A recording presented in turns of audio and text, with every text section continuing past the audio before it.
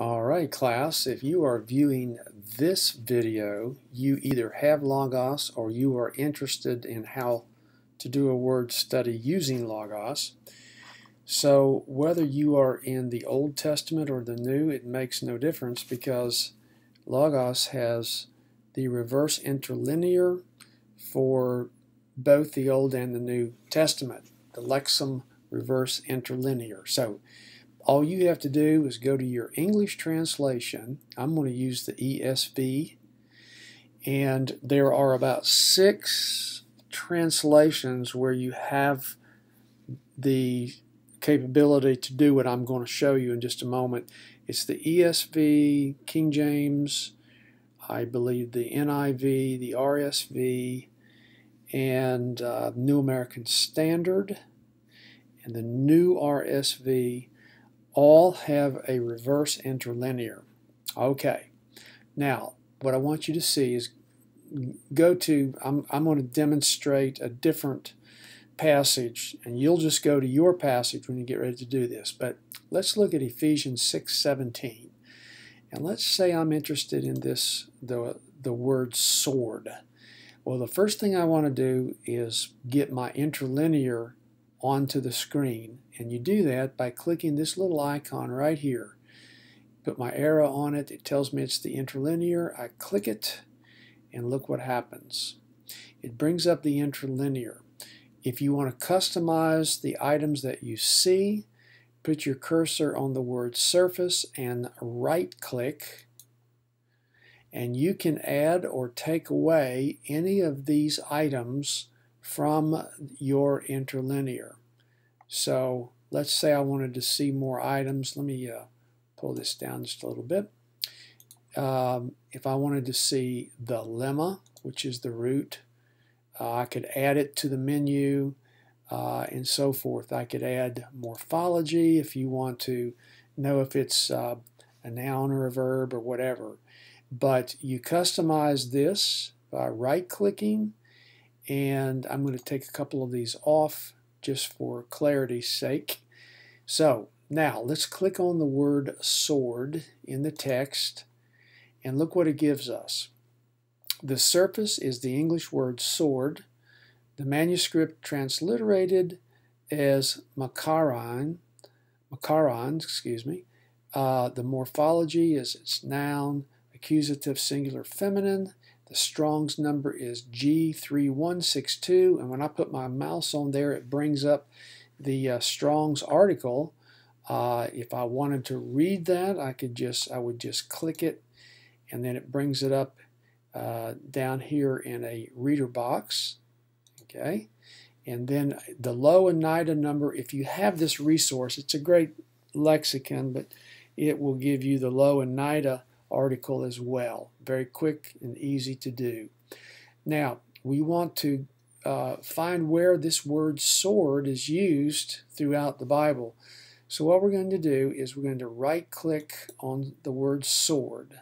It brings up a menu box, and you have the word sword up here, but come down to where you'll notice we're going to highlight the line that says lemma, because we want the dictionary form of this word. So we're going to search by lemma, okay, and you make sure that that is clicked. Left click on that. Once you have that, it should white itself out there. Go over to Bible Word Study and left click on that, and what it does, it brings the Greek word makaira over here, and I want you to expand the row that says translation. Now, if you don't see the same items that I have here, the way you add those to your menu is come up here to add, left click on that, and you can add or take away any of these items in this menu. Okay, so you can customize it how you want it. Make sure that the word translation, and I'm in the ESV, make sure that that is showing, and then you expand that arrow. This brings up a translation ring, which is really interesting, because if you click on, and I have clicked on this, so click on the word Machaira, and you'll see that the Greek word is here, and the English words are sword or dagger. If I click on that, left click, it gives me the instances where this Greek word is found in the English Bible, and I can scroll down, and this is where I would generate my list for my semantic domain in doing the word study. So you can, the nice thing is with Logos, you just simply, you can copy all of these right on into a word processor, and you don't even have to type them out. They go right in. But here is your view of the semantic domain. This is everywhere the word sword or swords is used, where that Greek word is used throughout the New Testament. Okay? So if you wanted to, now this is additional, but if you wanted to reverse this process, you can click on this English word, and it will open another word ring, putting English in the middle, and then it will give you all the places in the ESV where it uses the word sword, but it translates a different Greek word. There's two Greek words for sword. You see that? So if you want to take the process from English back to Greek, you can do that, but you don't have to do that for this particular exercise. So that's how you use Logos for doing your word study. And as you decide you want to group these items, let me go back to the ESV.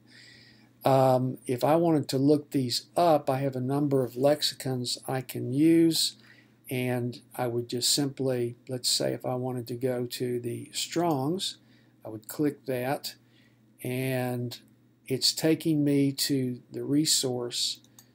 I'm going to float this out. On the Mac, it's Option Command. I think it's Control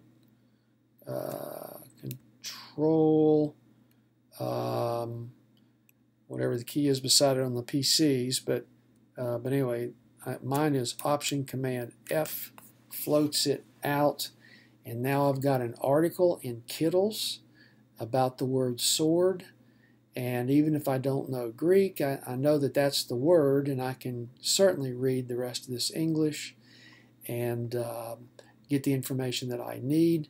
It will group these references together, and I can then decide, well, what does my particular usage mean? I'm going to float that back. Let's say if I wanted to go to the Louw-Nida, I'm going to collapse the table of contents there. Here's the Louw-Nida word. I'm going to float that out so we can see it. You can see the word Machaira. It's a short sword, even a dagger for cutting or stabbing, dagger. And for this particular word, it's going to be used pretty much that way throughout the New Testament. But however, it would be interesting, would it not, if we did go back to the to look at the other word for sword, and if I wanted to separate that, I certainly could, and it's, you know, I could then research this word for sword and see where that particular word is used. So there's all kinds of power and things you can do. Perhaps we'll visit that technique in another training session.